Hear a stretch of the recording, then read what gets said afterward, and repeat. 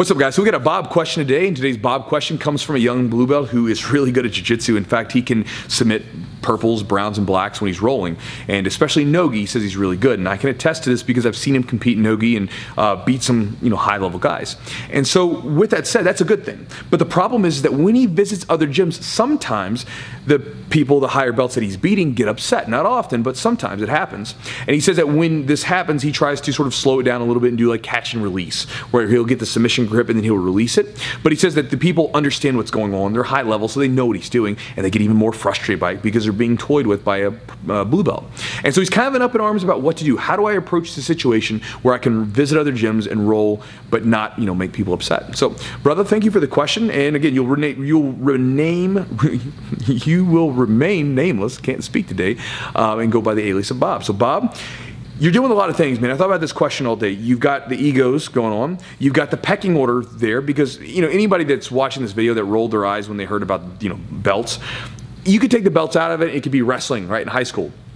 I remember in high school wrestling, we would, have a pecking order. Everybody knew who the toughest people were in the mat room. And then sometimes you'd have a transfer, like some guy from another school would come, and when they would come in, they would disrupt it sometimes because sometimes they would be better than some of our better people, and they would sort of work their way, which disrupted the pecking order and threw everything out of a loop, right? And so this happens when in jiu-jitsu, you can take out the belts, but you still know the pecking order, right? Everybody know where they stood. And so you're dealing with all this stuff, and I didn't really know which way to approach it. So I figured what I would do is I would share with you about how I used to train when I would visit other gyms back when I was a young guy like you, and how I do it now, and hopefully the contrast will give you something that you can use for your own situations. So when I was a young guy, my late teens, early 20s, 18, 19, 20, 21, 22, blue to purple belt level, when I would go to other gyms, I didn't go to other gyms as like a friendly, like, hey, let's go check this place out, hopefully meet some new people and make some friends. I took it as a chance to prove myself, right? I was going there to like take home some scalps. I was there to try to beat some of the people that were higher level than me so I could prove to myself, that our gym's better, that I'm better, that whatever bull crap I was thinking at the time. And so when I would do this, I would go to other gyms, and as soon as I roll with someone, 110%, I would go after them. And I remember some of the higher belts and higher guys would be like, dude, what's your problem? Like, chill out a little bit. I didn't get it though. In my head, I'm thinking like, what, you don't want to roll hard? You don't want to get after it, man? Like we're trying to grind, man. Let's go. But it's the first time I ever meet these people, and I'm just going crazy. Now when I go to other gyms, I treat it as a chance to meet new people, maybe learn a few new things, and find a place that might be welcoming to me in the future, right? I treat it as if meeting someone for the first time. And when you meet someone for the first time, how do you approach the situation? You approach it very like, subtly, right? Like you start to exchange pleasantries. What's your name? Oh, where did you grow up? What city are you from, right? You start to feel each other out a little bit before you start showing them the embarrassing scar on your butt that you got from when you were a kid or something, right? Like you don't go straight for that.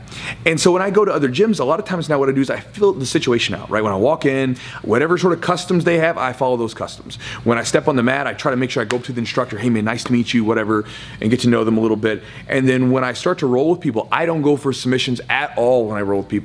The only time I'll go for submissions is if I have to, or if they like literally fall into it sometimes.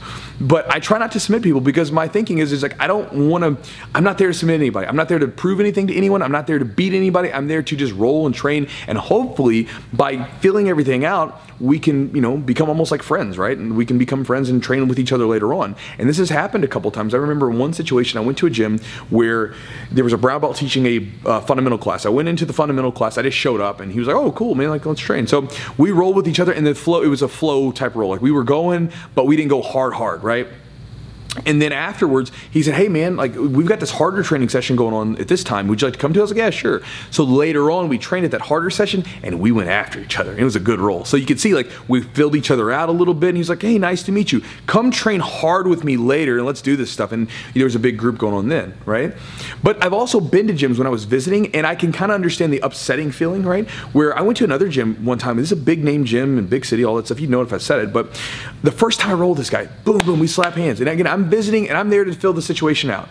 As soon as we lock up, boom, boom, boom, and he's trying to take my head off. I was like, whoa, like, so I broke the grip, took him down. He got up and he's furious.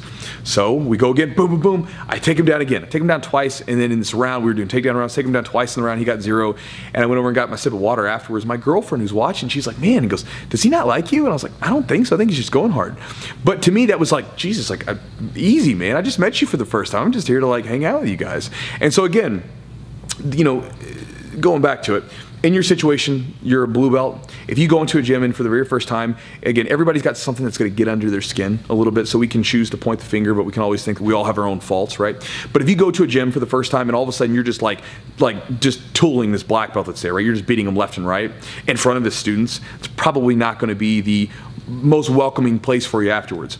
But if you go in there and you start to just roll with them and just kind of give and take a little bit, and then afterwards, unless they go hard after you, and you got to, if you have to go hard with them too and they get upset about that, that's their own fault. But again, if you get a little give and take, get to know each other a little bit, you might find that the people afterwards will be more welcoming to you, and then they might be wanting to, hey man, come back and train, you're really good, like let's go harder next time, or whatever it is, right? You might find that giving that little bit of a filling out process might help out in the future to you. So Bob, hope that some of that information in that video helped you, brother, and good luck to you in the future, and good luck to you in the matches. I'm sure I'll see you soon at upcoming competitions.